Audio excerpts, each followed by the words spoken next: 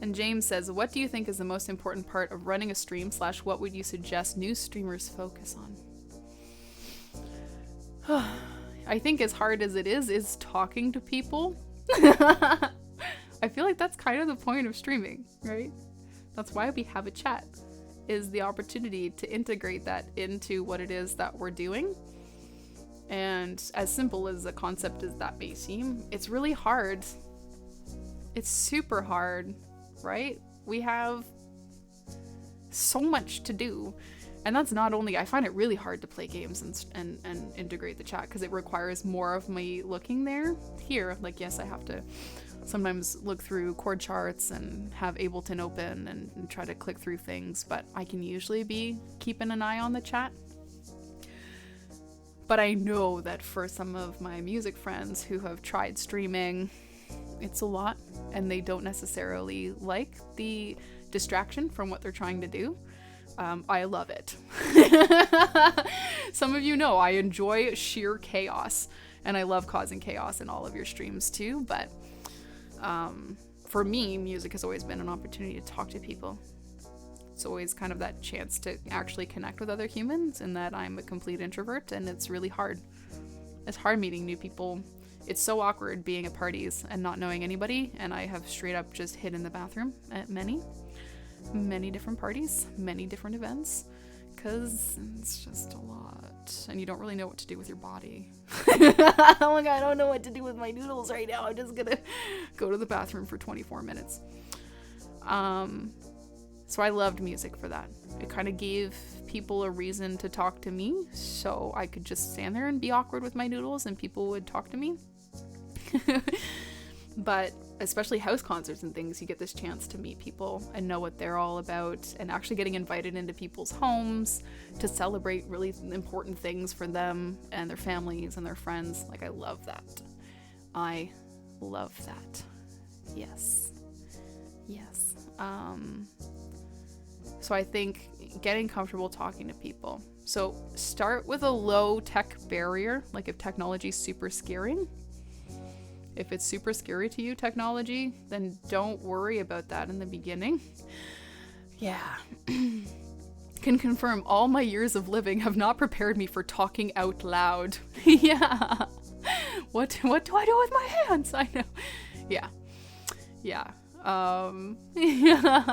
Yeah, Twitch has been huge for me. I feel so much more comfortable just hanging out with all of you. And there's always that awkward moment at the end of shows, like live shows, that I don't know what to do with myself, and I feel like I'm awkward and weird, and like I said something stupid eternally. Yeah. So when I started just doing stuff on Instagram was already huge. Like, creating a safe space for you to have a positive experience is, I think, the most important part of anything that you're going to try for the first time. I see a lot of people trying to rush into it, and they're saying, oh, I just want to go live and have 400,000 people watching me. But those 400,000 people might be in the chat just telling you how garbage you are. And that's not great. Like, you're not going to want to do that thing again, even if it was in front of 400,000 people. If it's in front of 10 people who love you and tell you that you're doing great, and when everything breaks down around you are still telling you that you're doing great, you're like, I know I'm not, but thank you for the encouragement. That's way more important than trying to rush things. So do something like Instagram first. Family and friends. Just having the chat at the same time as trying to do what you're used to doing without the interruptions, it takes a lot to get used to. So go easy on yourself, be gentle on yourself. It's okay that it's a lot to try to figure out how to integrate all these people talking to you about random stuff into what it is your plan in your mind. That's okay. And when it comes to the tech stuff, you also don't have to rush that. I felt really uncomfortable about my setup for a really long time, and I'm finally at a point where I think that I'm kind of okay with it. I still feel like I don't know, like, a tenth of what it is I need to know. I don't know a tenth of what I need to know.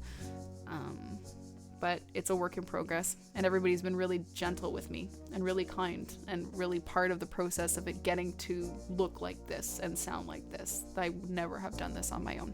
Not in a million years. Not in a million years. Yeah, no camera feed. You're doing great. Dodgeball. First time I upgraded my camera, it overheated in 20 minutes. There was no camera. We actually did a creepy test stream and I didn't realize that people would click on notifications and I forgot that a notification was sent out. I'm like, oh, I'll do a secret stream in between my stream schedule. And then I just did this really creepy thing where I was just filming the wall to make sure that the camera wouldn't overheat. And then all of a sudden there's like 20 people there. I'm like, what are you doing here? So I'm just putting like this creepy doll of myself in the screen just to test and make sure that the autofocus and everything was working. It's okay. Your friends will forgive you for being a total weirdo and having all your tech break down in front of them. Yeah.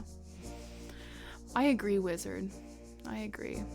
Your backwards cell phone feeds. Yeah, we had a lot of tech problems. The other day, in front of roughly the same amount of people, the loop pedal just deleted all the loops for no reason. I was watching the medley that we recorded.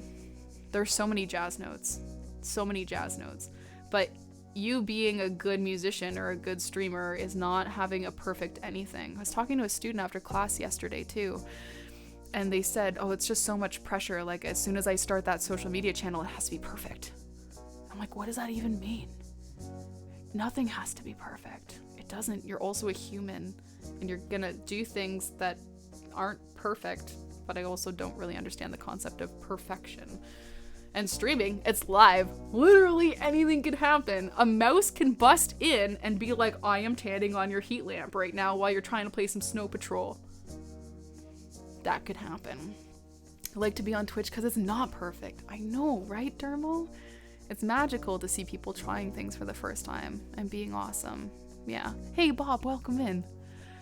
Good to have you here. No, it didn't delete all the loops. It deleted all of the loops that we were building. On Monday, I think it was, Clever, during your fever dream. And what I was going to do is February 3rd is going to be the launch of our Learn Squad. And originally, I was going to be doing kind of like a, hey, it's my first stream, here's some tips. Even around storytelling and how hard that is when you don't have people in the chat, but you still need that if somebody's lurking and they just click into the stream, that you're talking. I know that that's so hard. I know it's so hard when there's nothing happening in the chat and you still have to go on like there is something happening. I was gonna kind of provide some tips and things around that, but I'm thinking, we've had a lot of friends who are a little bit nervous about running some of our Learn Squad workshops, so I was thinking of running a workshop that might have a couple of things that you can take into streaming, but it'll be more focused on kind of how to run a workshop. Would that help? Would that be something that helps? How to run a workshop? How to teach a little bit? How to ease people into content, because I think that that also goes into some of the best game streams and things that I've attended are people who are teaching us the game, essentially, just by narrating what it is that they're doing. You give us the opportunity to learn so much, and that gives you like infinite amounts of content, right? You can talk forever because you're just explaining what you're doing in words. Yeah. It's not hard for me. I've been talking to myself for decades. Love it, Jim. Love it, and I'm so happy. Oh, sweet dreams, Vader. Zanbabe, so good to see you. Elsep, I'm a chronic perfectionist. Oh, and I know. And so many people that kind of label themselves as procrastinators, and people their whole lives keep telling them that they're lazy and things like that. Like, no, you're not. You're really not. Normally, the procrastinators that I work with are people who are complete perfectionists. And they've overwhelmed themselves with the idea of doing it perfectly that it's so hard to get started. Or you're doing a bunch of stuff that doesn't light a fire in you and that you are not passionate about. So as hard as it is, maybe it's time to switch programs. Maybe it's time to switch careers. Maybe it's time to do something new. And that's okay. And a lot of the people that I've worked with at the college level coming back to school very late in life. I've had people coming back to school in their late 40s and their 50s. They are magical, incredible people that bring so much experience, and they're so good in the classroom, and they're feeling really nervous because, oh, there's so many young people here. What are they going to think of me? Well, firstly, they're the most loved people in every single program because they're awesome. But they're always kind of discounting that previous experience as though it's a completely clean slate. Like, education is never wasted. You're going to bring all those skills. Oh, Francesco. And Francesco's one of my favorite people too. And we've had the chance to do some teacher training and stuff together. So